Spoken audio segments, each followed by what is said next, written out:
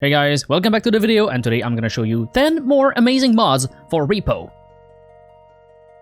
And the first mod we're going to look at is called IKEA Simulator. This one makes so that you can sell every single piece of furniture inside a level. If it's a 3D model inside the level, you can grab it, put it in your cart, put it in the extract, and get money out of it. It can be wonky at some time, but it makes so that everything is destructible inside the level, even from the enemies. This could make also a great challenge to only use these items instead of the normal valuable inside the level. Unfortunately, this mod is a bit outdated as it only works with the old maps and not the Museum of Human Arts or any modded maps. Only the 3 original maps can be used for it. And it doesn't work in single player. You need to host a multiplayer game, even if it's private, to be able to use the mod.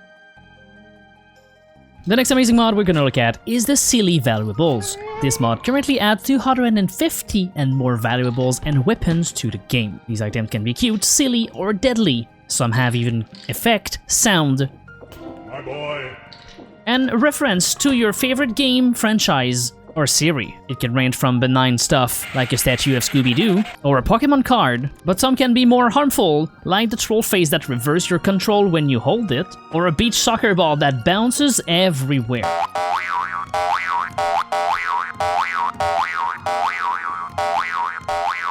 There's too many items for me to cover here, but there's also very strong weapons, like the Ultraviolet Blaster, the Moonlight Greatsword, the Freeze Gun, and the ultra-expensive Beast Minigun.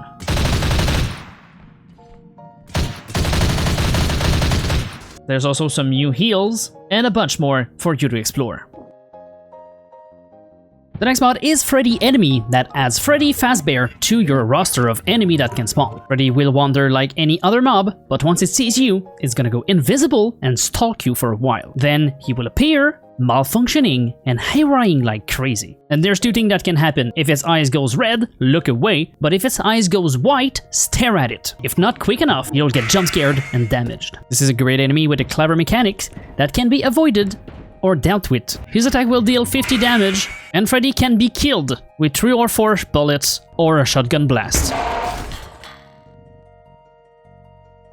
The next mod is a map that goes extremely well with Freddy Fazbear. It is the FNAF Pizzeria. It is in fact made by the same person that made the Freddy Enemy. This adds a very accurate representation of the FNAF Pizzeria, along with vent you can crawl in, dining table, security rooms, as well as some secret passage that leads to other security rooms with a functioning door that you can open and close, and you can even trap enemy in there. One good thing to note is that enemies cannot go through the vent, so you can easily cheese them with a little bit of crawling.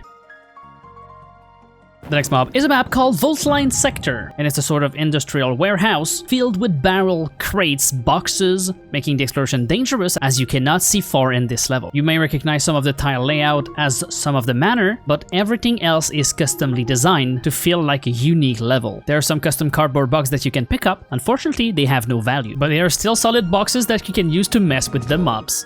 There is many hiding spots in these levels, including most of the shelves.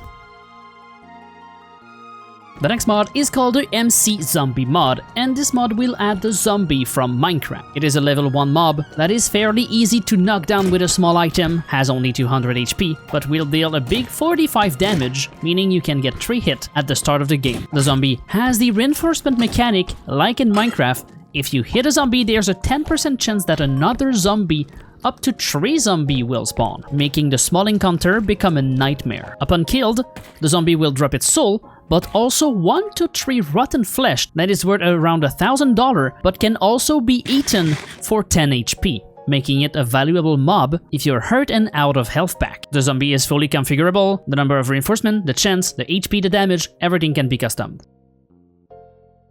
The next mod is called Nikkie's Upgrade. This mod will add 3 new upgrades in the shop: the Stamina Regen Upgrade, the Unstable Core Upgrade, and the Investor Upgrade. The Stamina Regen Upgrade will boost your base stamina regen by 50% per upgrade. So unlike the Crouch Rest, it is all the time your stamina will be boosted. The Unstable Core is a double-edged sword. It makes so that when you die, you explode, dealing 250 damage to enemies and 100 damage to player per level of unstable core. But if you have 3 or more unstable core upgrade, you can tumble missile yourself into enemy or other players, detonating instantly. However, if you have 3 or more upgrade, there's a small chance to blow up when you take any damage, so you better play cautiously if you have 3 or more. And finally, the investor upgrade will give you more money for your unspent money in the shop. The first upgrade will give you an increase of 10% when you leave the shop, and every time you leave the shop you'll get another 10% of what is left. This upgrade can be taken up to 3, boosting it up to 30% after every shop. Every stats in the mod is configurable.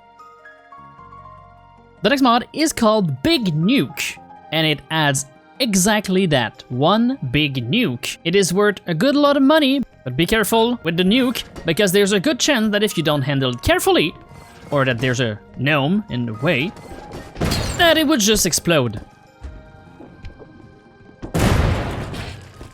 And it deals around 700 damage, one-shotting the trudge. The next mod we're gonna look at is enemy health, and this simply displays the health of the mob above its head and the damage you dealt to it with the item you used, making it extremely useful if you need to know when a mob is about to die or not.